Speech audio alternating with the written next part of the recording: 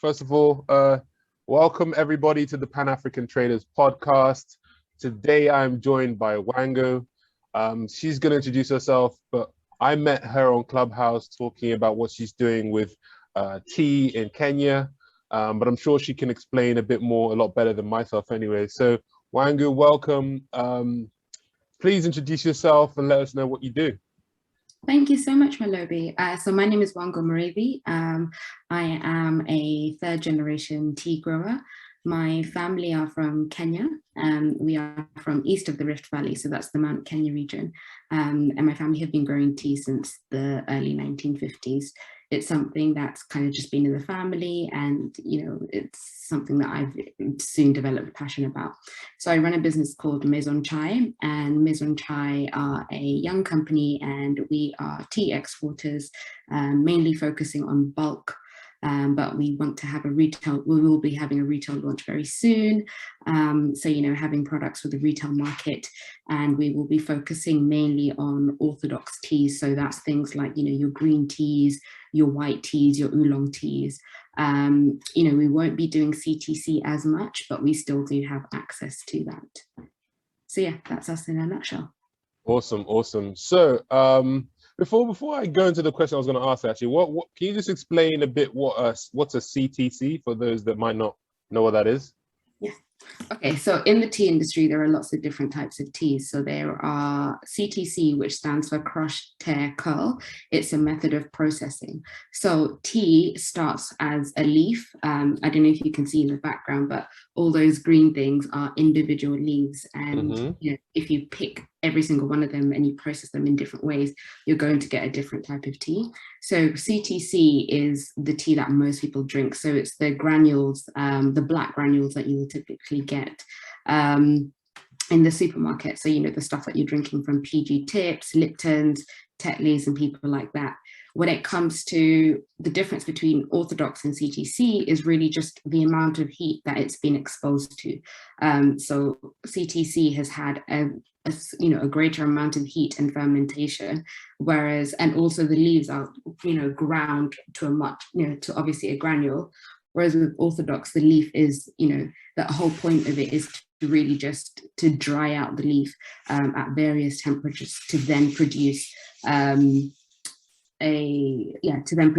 different type of tea. Yeah, thanks for kind of explaining that. So why use CTC? I mean, what's the pros and cons to your version and the CTC like supermarket version? Okay, so for us as a business, it all just comes down to profit and comes down to money. So for example, CTC has a much higher cost of production, but at the moment, because of what's happening in the tea industry, there is a massive oversupply, and the demand is also really high. So it means that the price of CTC comes down. So you find that CTC is being sold on the open market for $1.50, for example, which when it comes back down, when you start looking at the cost of production for it, it's just ridiculous. So, your profit margins are very, very low. You're not really making any money. You're really just breaking even, if that sometimes, if you're just doing CTC. Whereas with Orthodox tea, not only is it better for drinkers, tea drinkers, but it's also much better in terms of profit, because you can sell it at bulk for, I've heard of people selling at, $50 per kilo, but the typical price is anything between $3 and $8 per kilo. So yeah, that's the real difference. But I think also for us as a business, something that was quite important to us when we first started was, the aspect of sustainability, and not just thinking about it from like a production perspective, but also thinking about our drinkers, right? So CTC, because it's so processed, because it's had so much heat exposed to it, and a lot of people drink it with milk, you actually take away almost all of the nutritional benefits from it. Whereas if you're only selling Orthodox, not only are you, getting more, able to make more money, but you're also putting out a product that's actually better for people and can contribute to people's, better lifestyle choices in terms of improving their health. Nice. I get it. So it seems like the CTC is more of like a mass market margin play, volume play, and then the other stuff, I guess smaller businesses can get involved and get higher margins. That makes sense. Yeah, so in Kenya, actually, the cottage industry is actually booming at the moment, and the cottage industry is where most of the Orthodox tea is being done. I'd say probably the biggest challenge that Kenya has at the moment is really just access to market. Um, and I say that, and the reason why that challenge exists is because a lot of businesses don't want to invest in their marketing side of things. Um, so it's almost like, so, conversations I have with other tea producers are like, okay, so you're having problems with accessing market, but then you don't want to put any money into your marketing. You want to have a retail product, but you're not making your product attractive to drinkers. You know, Exactly. you got to make a choice here. So, for us as a young business, that's been a really, really impactful lesson. And actually, in part of the reason we were supposed to have launched our retail product in June, but we decided to hold off from doing any of that because we just felt like, after talking to prospective customers, prospective drinkers, we realized actually we needed to put some more time and some more effort into really putting out a solid product. Tea drinkers are not going anywhere. So if it takes us a few more months to, really develop, to have beautiful packaging, to have a stunning product, both in terms of taste, in terms of quality, then, that's better for everybody in the long run. For us, we're really trying to, our target audience is young people, so 25 to 34. So for us, we want to start with people, we're targeting people who are at, points in their career where they can afford to, treat themselves every now and again and grow with a brand. And, by the time they get to 40, 45, we would, as a company, we would be about 10, 12, 20 years old. And it means that we would be their favorite tea, which means that we've already sectioned off our target audience. So that's really quite an interesting place for us to be in terms of the marketing aspect, especially in the tea industry. That's amazing.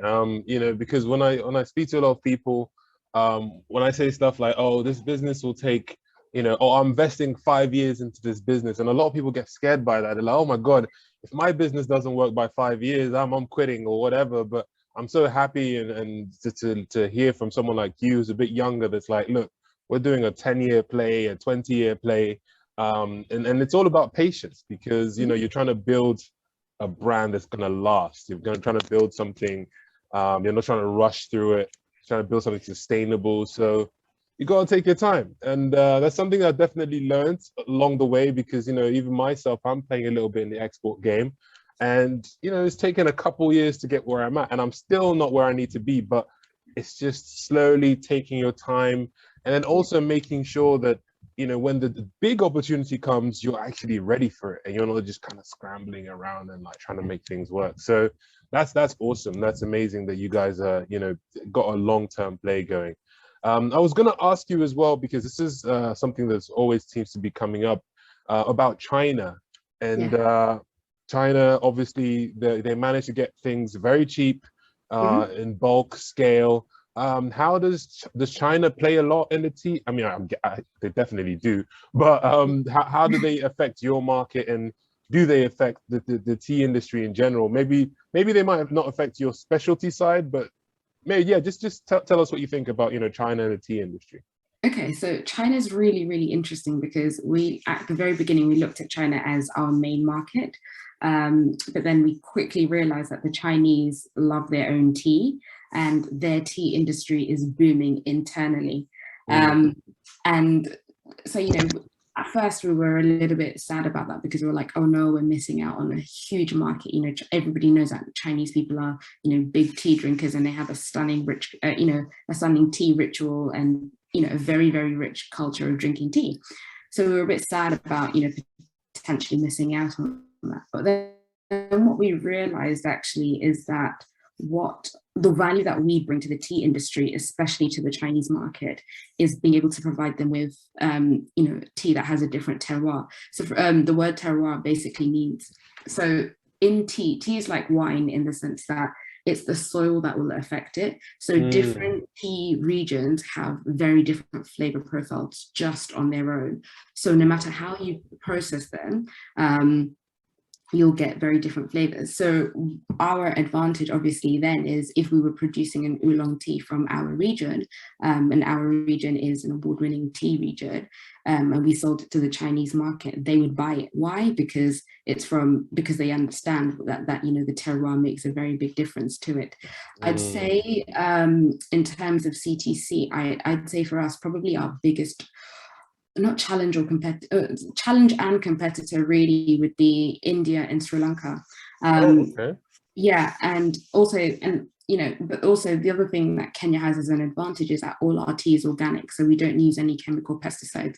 Whereas in Asia, they tend to use a lot of chemical pesticides. So what we're finding is that consumers, drinkers are more likely to purchase from Kenya than they are to purchase from you know, India, China, Sri Lanka. So when you look at, you know, your multinational tea companies, what a lot of them do is they buy their tea from India, Sri Lanka, China, but then what they do is they buy, you know, Kenyan tea, and then they blend them together to essentially produce a better taste. And, you know, it's really sad that, you know, for me anyway, it's really, really sad, you know, just looking at the Kenyan tea industry from the outside, because before I got seriously involved in it, I would never have known how impactful Kenyan tea is on the global market. You know, the fact that pretty much all of the tea that you drink, you know, your Liptons, your PG Tips, you know, the rest, the big guys, they all blend with Kenyan tea.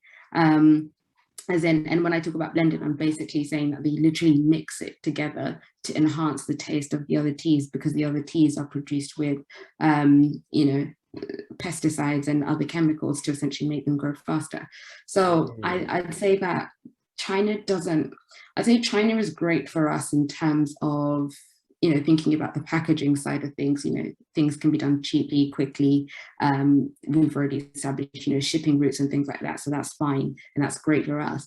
But in terms of the actual product, my perspective on them has changed from seeing them as a competitor and a non-consumer to now seeing them as, you know, a potential market, provided we target them in the right way. You know, there was a time, you know, there was a while ago, we were looking at developing one of our products, and a friend of mine who is Chinese was saying to me that, you know, your logo is yellow, it's not going to sell in China at all. Why is that? Because yellow is an unlucky color. Oh, okay, that's interesting. Yeah, it's really interesting. So, you know, it's things like that. And so when you think about different brands, and when you think about the way you want your product to be penetrated into the market, you know, we had to think, do we have the time right now to start producing a logo that's a different color? No. You know, is this a play for the next 10, 15 years? Maybe, yes. You know, I look at, you know, some of the bigger companies, for example, in the tea industry, and what they've done is in terms of targeting the Chinese market, what they do is they essentially just have a completely different brand for the Chinese market, with a whole different set of products marketed in a totally different way. But I'd say, like, just thinking about the technicalities of it, I don't see China as a big competitor.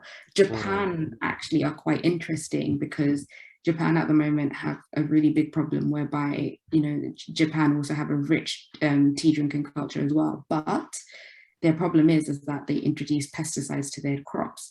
So what they're doing now is, and a lot of their drinkers are becoming more conscious about the use of pesticides in their products. And so you find that they're not drinking as much tea anymore. I wouldn't say that the numbers have reduced significantly enough to notice, but, you know, just speaking to other tea producers in Japan, they're all saying that at the moment, what they're trying to do is trying to get tea from Africa. And because we don't use pesticides for the most part anyway, yeah, they're trying to get, you know, tea from Africa and produce it in the process it in the Japanese way, and then sell it back to the Japanese market as a way to, you know, increase profits, even though, you know, you've got more costs there in terms of flights and production and the rest of it, because it's not being produced at source. But, you know, it's really just one of those things where the use of pesticides is really harming the industry globally. That's crazy. That's crazy. And so, like, because when I you know, found out about you doing tea and stuff, I didn't even know that Kenya was such a big player. I mean, I thought that, you know, they were probably exporting a lot of tea, but not like on such a global scale. And it's interesting that you mentioned the fact that, you know, the Kenyan market doesn't use pesticides as much as the Asian counterparts, which I always kind of say to people, there's like, when people think of Africa, one of the things they think is kind of natural and, you know, organic and untouched, you know. So that's a way that African companies and exporters can really play into.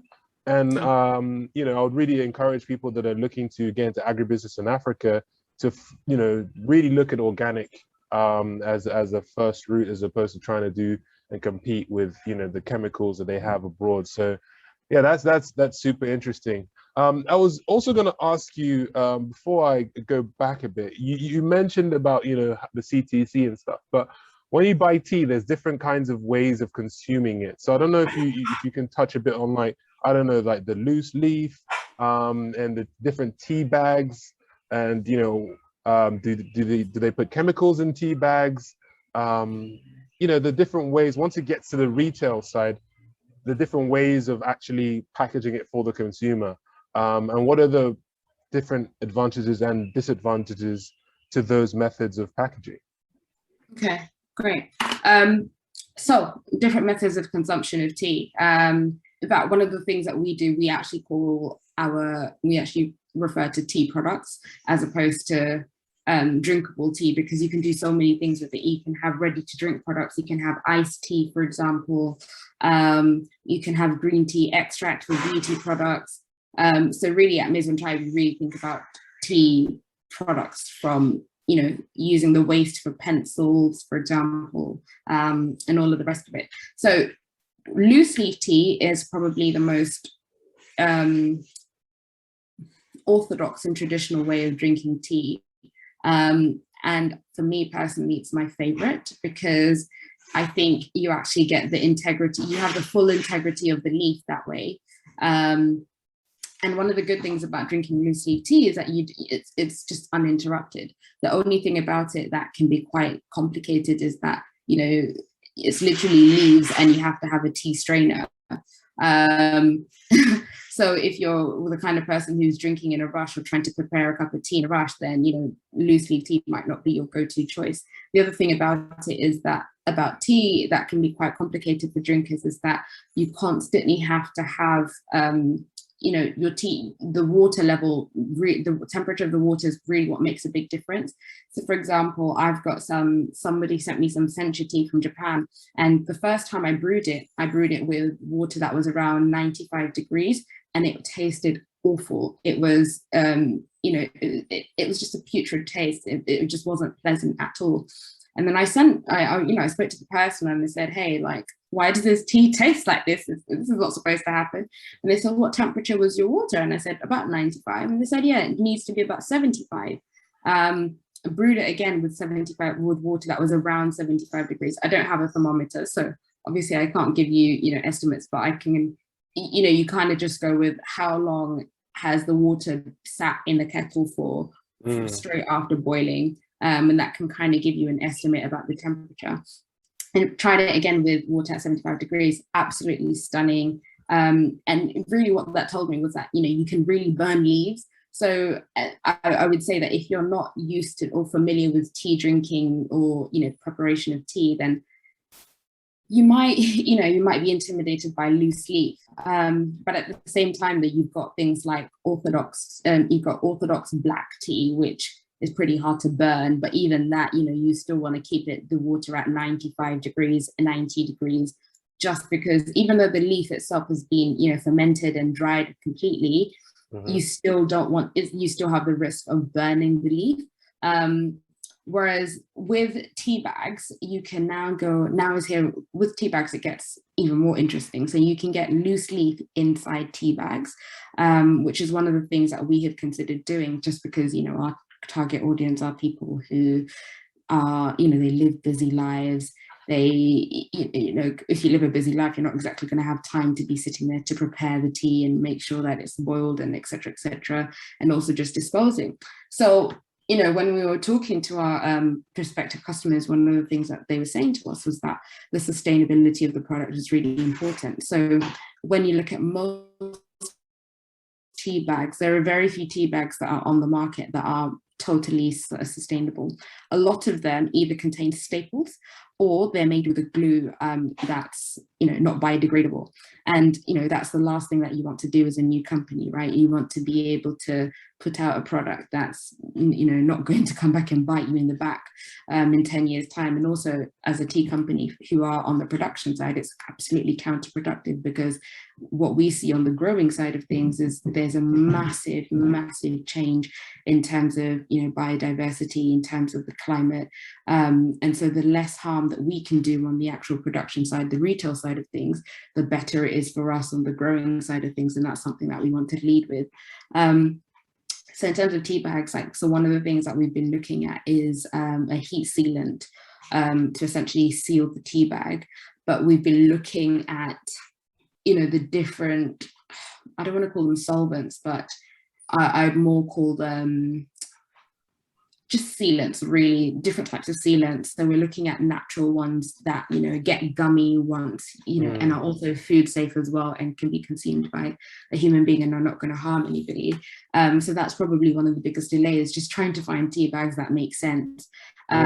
We took it down to looking at even the type of paper that was used on the end of the tea bag as well. We wanted to make sure that even that is biodegradable. We want to make sure that, for example, if you're in the UK, the US, Canada, wherever, you can put it in your waste bin, your food waste bin, and that way it just decomposes in the way that everything else will.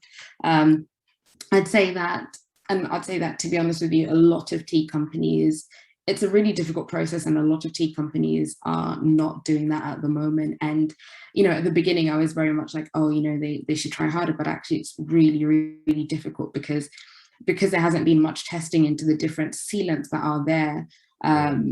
It's really difficult to know exactly what's going to work. And also, cost of production as well, it's slightly more expensive. And, if you're doing a mass-produced product that's going out to hundreds and thousands of people on supermarket shelves, the chances that of them being able to afford the extra markup because your cost of production has increased is pretty much slim. You want to maintain your customers. So I'd say one of the things that we've tried to do is to then create some sort of a hybrid to give people the opportunity to be able to experience the beauty and the splendor of loose leaf tea, but also in a convenient way that makes sense to them. So for example, if I'm drinking loose leaf tea at home, I can get maybe 2 or 3 cups from a decent leaf. But if the integrity of the leaf is lower, then I'm probably only going to be able to get 1. And so with the tea bags, what we're looking at is being able to give people the opportunity to have, 2 or 3 cups using the same tea bag, the same leaf. That way they've got more value for money. And they can justify the price points that we're working with. Yeah, that's super interesting. The way when you're talking, I can tell like this woman knows tea, like she is. This is a tea master right here. No, that's amazing. That's amazing. And one thing I've noticed that I think you mentioned Maison Chai does green tea as well. Is that correct? Mm-hmm. So I wanted to ask, like, why green tea? Because when I go to the supermarkets in Nigeria, I see green tea everywhere. You guys do green tea. It's so popular, so famous. Why is green tea such a big thing right now, or why has it been such a big thing over the years? So there are lots of. I'll first talk about the different colors of tea, and then that will help to explain why we've got why green tea is so popular or so important. So you've got green tea, which has we'll start with white tea. White tea is the one that has the least amount of heat exposed to it. It's really just being dried, and it's a very, very light flavor, and it's commonly paired with things like jasmine, which is equally a very light flavor as well. And then you've got oolong tea, which is kind of in between green and black, but it's not as strong as black tea, nowhere near as strong, but it's closer to white tea in terms of flavor. And then you've also got purple tea, and purple tea is probably one of the most interesting teas that you've got, because what they did was, in fact, it's actually indigenous to Kenya. Scientists in the KTDA, one of the Kenya tea development authority or agency, they basically developed purple tea. So they took the good bits from blueberries and other purple fruit, and they basically paired it with tea leaves, and then they produced the purple tea. And so one of the reasons why they did that is because they noticed that blueberries have, health benefits. Anything red, anything purple has, a greater amount of antioxidants and other, beneficial things that inside it. And so they wanted to combine it with actual tea leaves. And then in terms of the method of processing, it's processed in exactly the same way that green tea is. So there's no fermentation. And so it means that all of the good chemicals inside the tea are left intact. So green tea is popular because it's one of the teas that has the least amount of processing. It's cheap, it's fairly cheap to produce. It's actually cheaper than black tea to produce, to be honest with you, but it's also got massive health benefits. It's a real antioxidant. It doesn't have, the caffeine level is pretty much non-existent as well. So that's even better. So it's when you make black tea that you get the caffeine coming out of tea. But green tea doesn't contain any caffeine, and it's a great digestive tea, and it just helps the body.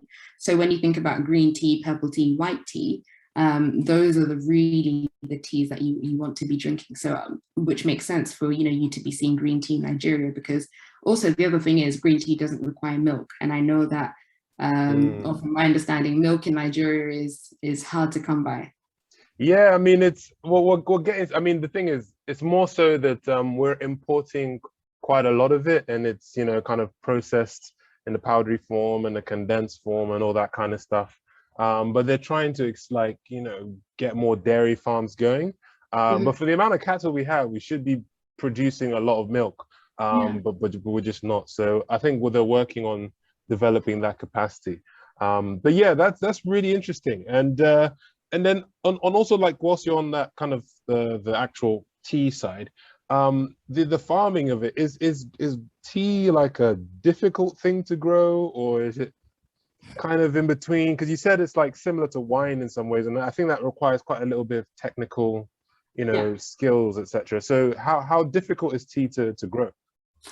On the farming side, I would say it depends on the scale that you're doing it. At a very small scale, it's very straightforward to grow. It's an relatively easy crop.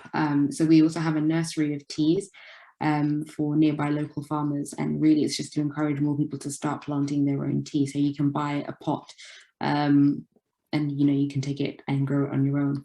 It's a very, very easy plant. It doesn't require, it really just requires being plucked and pruned and weeded. So it's not hard in that sense. I'd say the difficulty of tea is if your soil is bad.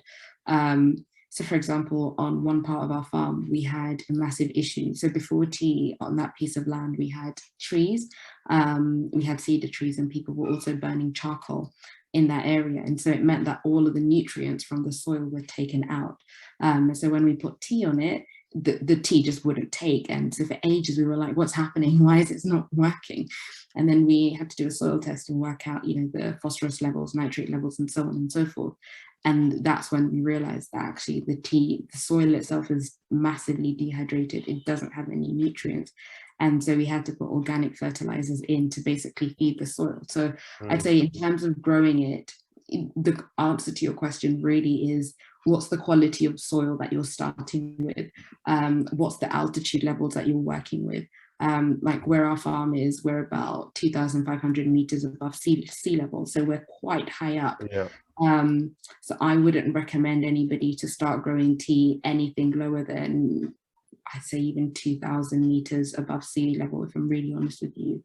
Even the temperature as well. Another thing that happens, or that we've started to notice more recently, is that it's much harder to predict,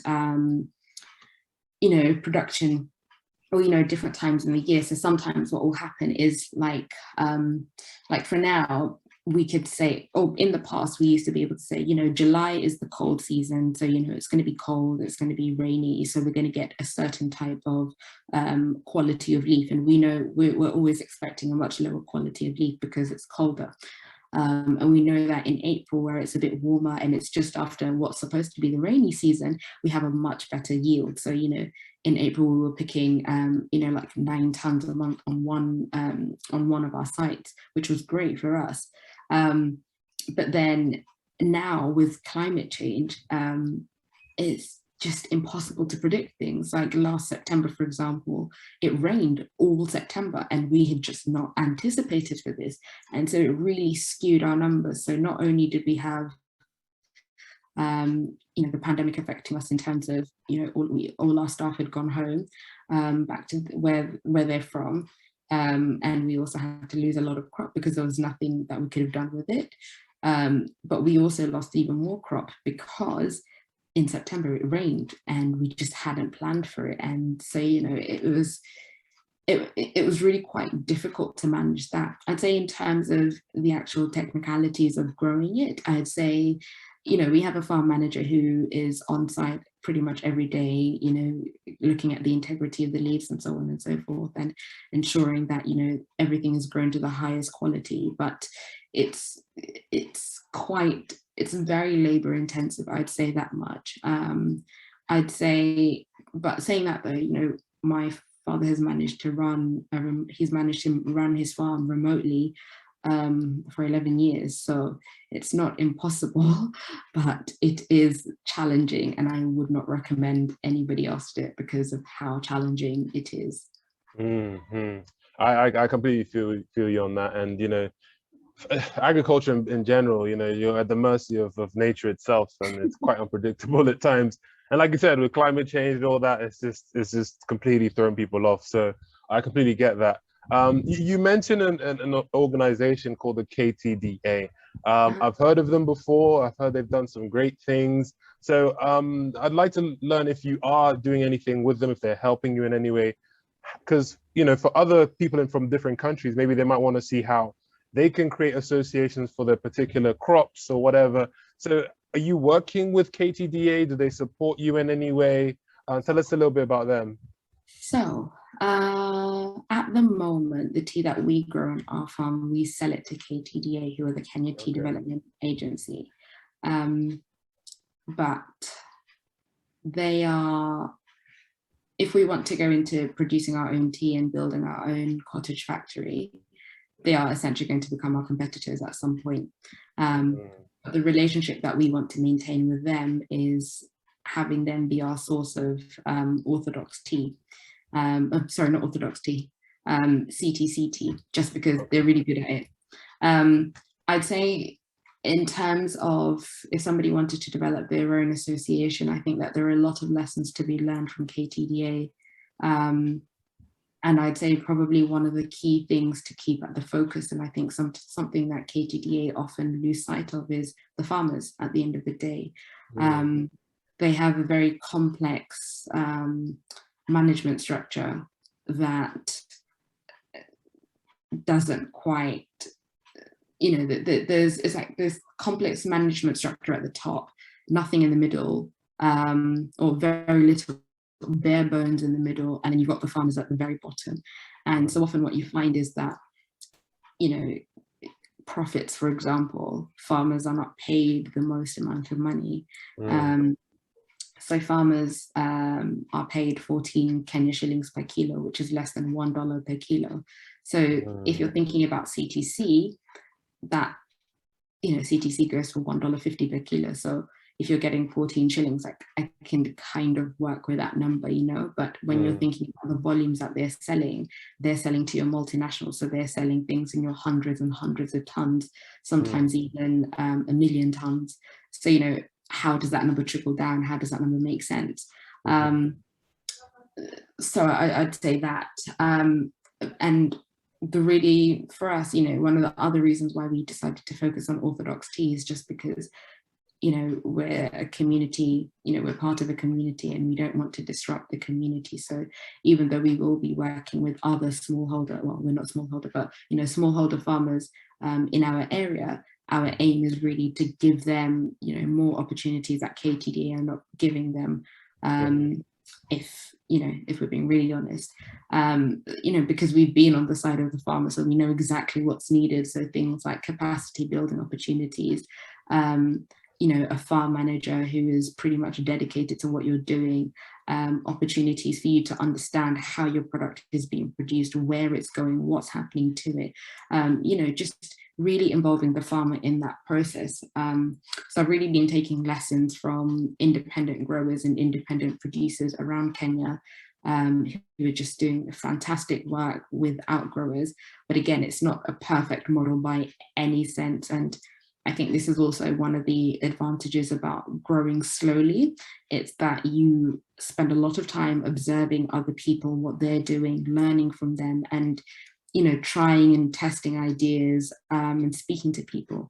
Whereas, I know if we'd gone in all guns blazing, we'd have probably made exactly the same mistakes as, KTDA and, other, tea producers out there who don't always have the best models, or who don't always have, I'm sure they have the best intentions, but, when it comes to the reality of things, it just doesn't always work out that way.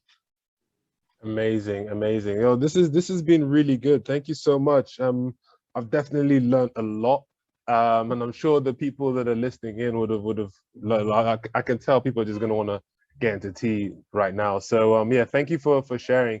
So just to before we round up, I'd just like to know a little bit more about yourself. Like, what were you doing before? You said your family business was in tea. So how did you end up from? I mean, I'm assuming you were working in the UK. So what was the journey past maybe 5 years or so and getting into this thing full time?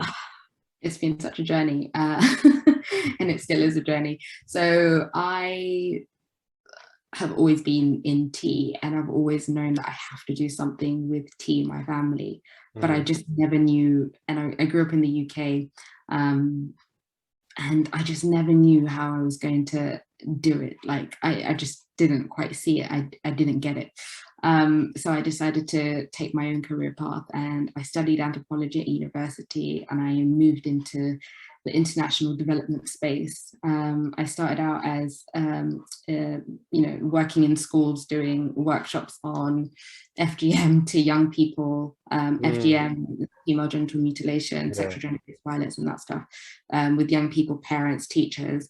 I ended up managing the program, and then I managed to we reached a point where I just decided that actually, instead of relying on external funding, I think it just makes sense for us to have our own business model. So I built the business model for it. I generated a serious amount of profit for them. And actually, to be honest, they still use that business model today, and it's what helped them stay afloat throughout the pandemic. So I was like, okay, cool. I've got a knack for this like business development thing, right? Like I know how to like make money. So that was a really good pivotal point, because then I was like, okay, I'm getting closer to doing something with this tea dream. And then I moved to work for the City of London as a program manager, doing some work around diversity and inclusion. So my stakeholders were, senior business leaders, and essentially holding them to account. But there was still a massive business development, component to that role, because I really had to essentially bring in new members, and I also had to get sponsors for breakfast. So that was quite exciting, and I managed to achieve all those targets. And then I got really sick around October 2019, and then I had to leave in December 2019. And so that was when, I think it was in that period of sickness, that I was like, I'm a Christian, so I was like, I think this is an opportunity that God has given me as like a second chance, as an opportunity for me to go and do the thing that I really wanted to do. And so I just started building it. I had no idea what I was doing. And sadly, the pandemic hit just as I had made plans to go home to really start this thing. So I've had to build it remotely. So yeah, it's been really, really challenging, to be honest with you, in terms of building a business, especially in an industry that I was not familiar with. But I'm grateful for the fact that I had all those opportunities to learn how to build a business, to learn how to build a business model, to learn how to get customers, to learn how to speak to people, and so on and so forth, in my career. So I'd say even now, I very much say it's a journey. It's really a journey of lots of highs, lots of lows. It's serious character development is what I tell people, but I would definitely do it all over again. Absolutely, without a shadow of doubt. I would take every, all of the pain. It's definitely been worth it. And like you were saying earlier on, you're not where you want to be, but you know where you're going.